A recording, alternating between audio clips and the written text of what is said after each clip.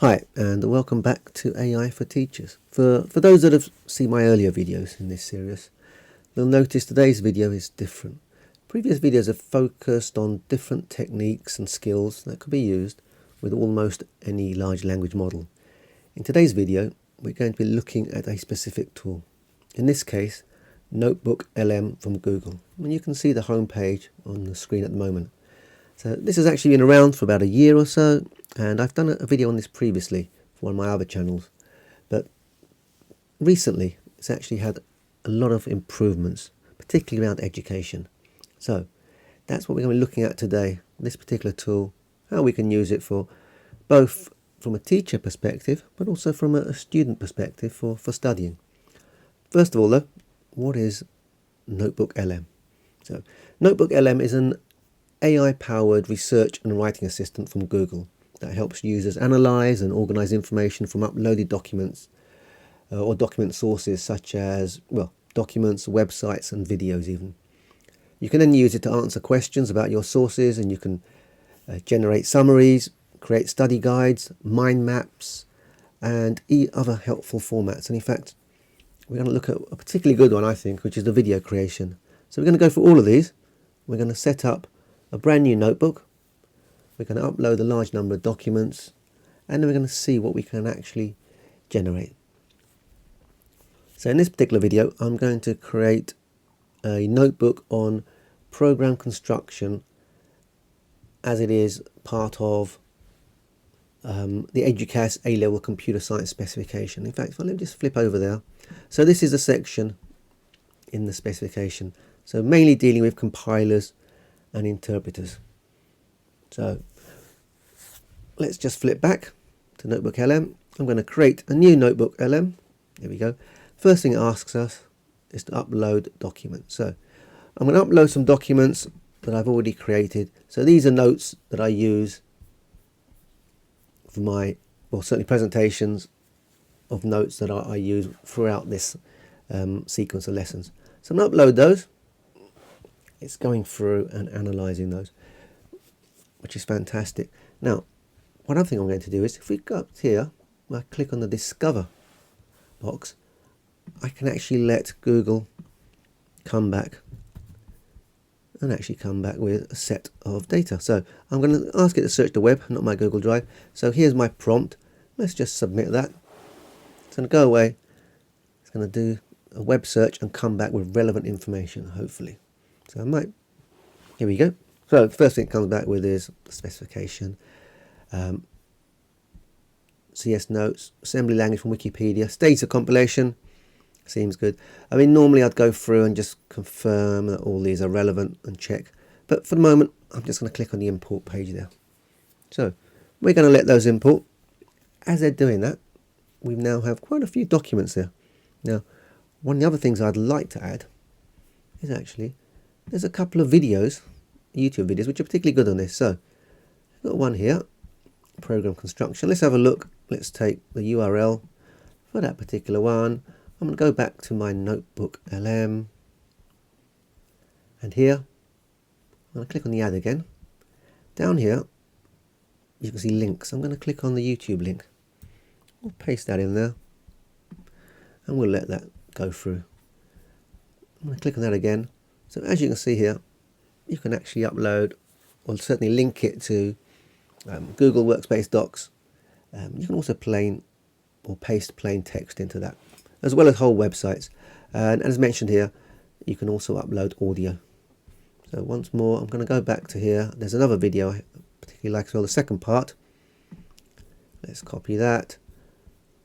Go back. I'm going to click on that again. And I'm going to paste away.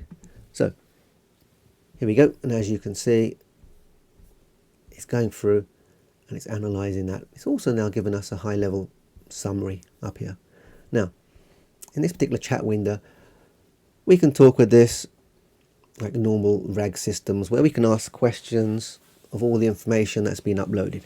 Now that's available in probably, I suspect, hundreds now of different applications and front ends to different large language models. One of the things I want to concentrate is on the right hand side here. So these are some of the other media that you can generate from the content that you've uploaded. Now, some of these take a few minutes, as you can probably well imagine, video overview. Now, the intention was to click on these and then probably just edit the video. But I've actually decided to do something slightly different. So I've already created this. I'm just going to go back up to it. I'm just going to type in NotebookLM, click there. And here's the one I had created earlier on. So let's just click on that, same number of sources. And as you can see over here, these are some of the resources that have been generated for me by NotebookLM. So the first one I'm going to click on here, this is an audio overview. So this is one of the things that certainly stood out when NotebookLM first came out. You could upload a document, you could then get it produced, what is in effect a two-person blog post, or in fact an audio post. So let's just listen to this. So open this up. Welcome back to the deep dive. Today we're tackling a really fundamental question, something at the heart of computing. You know, you type a nice clear line of Python or Java, hit run, and somehow, like magic, the hardware gets it.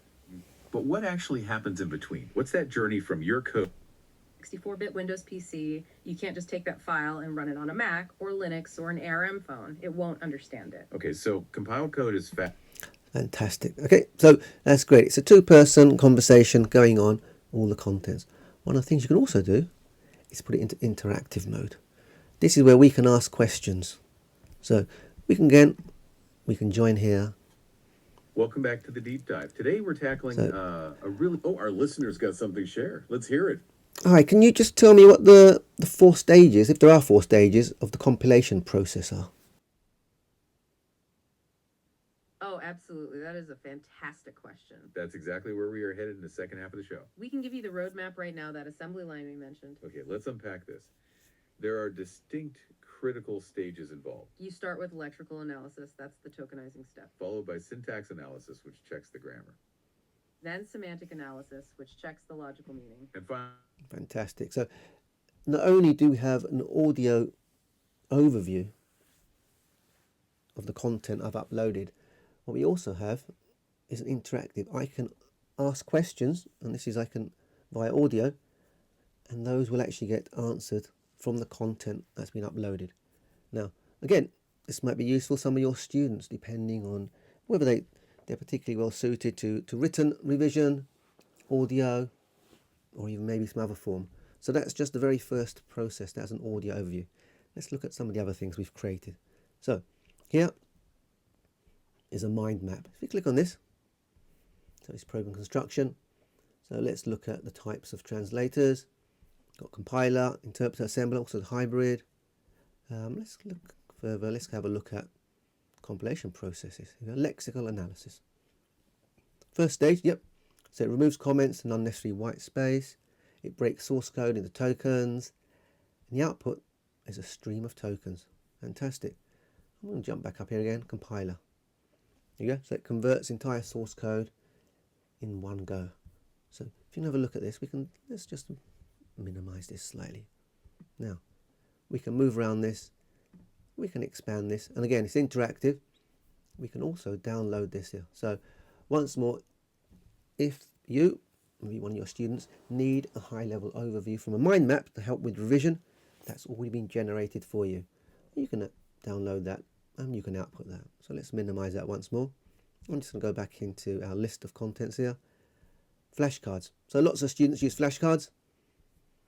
So we've generated those 20. So what is the general term for a computer program that converts programming instructions from one language to another? Oh, I don't know. Let's have a look at the answer then, shall we? Here we go. So translator. We can click on to the next one and we can continue doing this right the way through. Let's go back again. In fact, let's have a look at some more active recall. So it's a compilation quiz. So what is the primary output of a compiler after it successfully translates a high-level language program? So let's have a look. Executable machine code. There you go. Correct. Let's go next. During which stage of compilation is the source code broken down into stream? Now we've had a look at that. We just saw that, didn't we? In the mind map. So click there. Great. Let's get this one wrong. Let's have a look at that one. Here we go. So it gives us the correct answer. Because we have got that wrong, let's ask it to explain to us why. So flipping back over here into the middle section,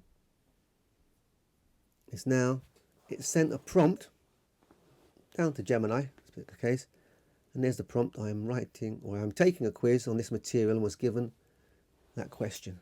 It's now come back with a whole host of answers or explanation. Now maybe that's too much, so let's see what else we can do. So let's flip back over here. I want to look at this. So this is a video generation. So this is created via this concept, or via this button here. So let's have a look at this. It's loading up, and again this has been entirely generated from material that's been uploaded. Click on play. Have you ever just stopped and wondered how your computer actually understands the code you write? I mean, we type out words like print or if, but the machine at its core only gets ones and zeros. So how do we get from our human language to the raw electrical signals that make everything happen? Well, that's the magic trick we're diving into today. The hero of this whole story is something called the compiler. You can think of it as the ultimate. Its only job is to read the raw text of your program and toss out anything that isn't absolutely as... Okay, let's just stop that there. So I personally think this is one of the better outputs, actually. This really is a good output. And again, obviously, once you're going for this, you need to review the output. But certainly for program construction, the video that was generated from the sources that I uploaded and also attached, this is a particularly good media, or particularly good generation. One more thing I want to look at here.